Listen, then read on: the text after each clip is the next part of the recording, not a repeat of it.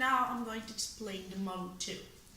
The hydrosphere is considered also a layer of Earth's structure, which covers 70% of the entire planet's surface. The remaining 30% is land.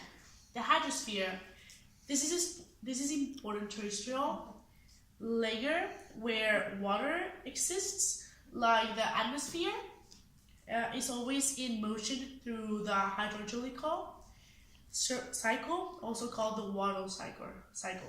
Condensation. It happens when water vapor in the atmosphere liquefies and forms clouds. In the air's temperature is below the freezing point, ice crystals will form around dust particles. Infiltration.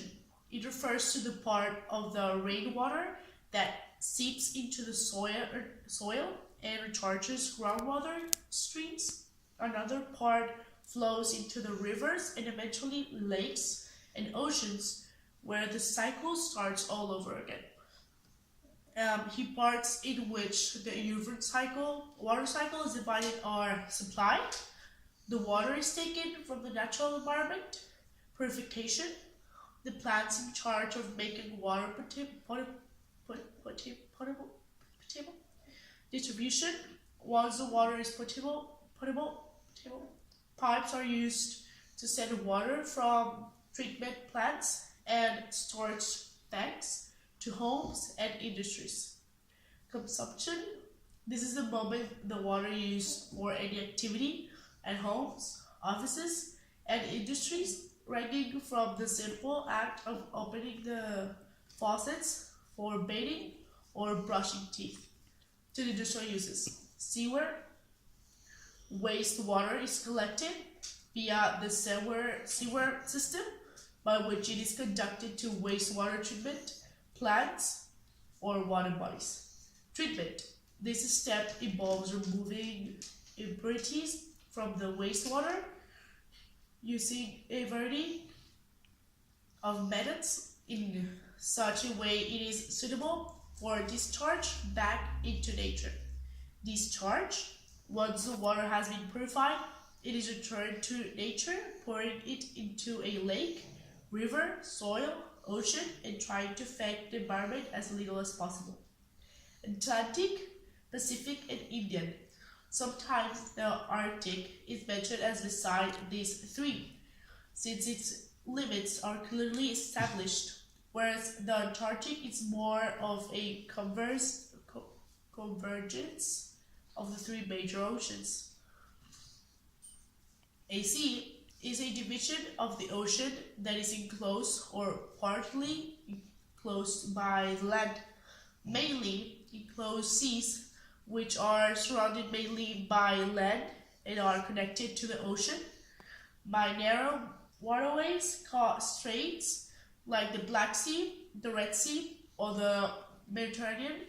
Partly enclosed seas, which are connected to oceans by wide openings, like the South China Sea, which is connected to the Pacific Ocean by passages between islands like Philippines, Malaysia, and Indonesia. Hypersaline lakes are also called seas due to the extremely high levels of salt in the water. Properties of seawater. Seawater has different features such notable difference in color, density, temperature, and salinity. Unlike inland waters, chemical properties that ocean and seas have, the most important is salinity, which is the total number of grams of solid substances contained in a liter of seawater. The salinity of seawater varies greatly on the geographic location and solar radiation. Dynamics of seawater. Oceanic waters are never still. They are entities in continuous motion. Waves, well known as the ripples on the sea surface caused by action.